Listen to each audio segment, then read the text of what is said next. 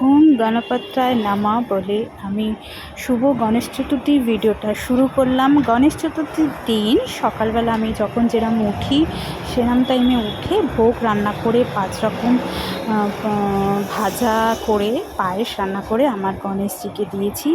এই গণেশজিটা আমার দাদা ভাই দিয়েছিলেন, আর এইটা আমার সোনার দোকান থেকে সোনা কিনেছিলাম, সেখান থেকে গিফট পেয়েছি।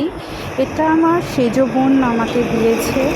প্রত্যেকটা গণেশজি কিন্তু আমার বাড়িতে নিজে এসেছে, মানে এতটাই জাগ্রত ঠাকুর সব কটাই। সেই জন্য আমি নিজের হাতে যতটা পারি আমি ৩ বছর ধরে করার চেষ্টা করছি।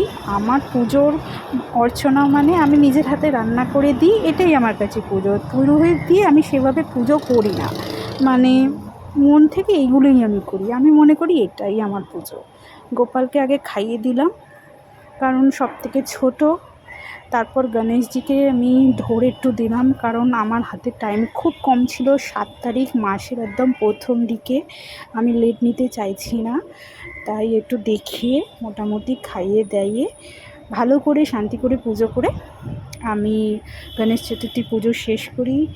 ভিডিওটা ভালো লাগলে লাইক করো, শেয়ার করো, চ্যানেলটাকে সাবস্ক্রাইব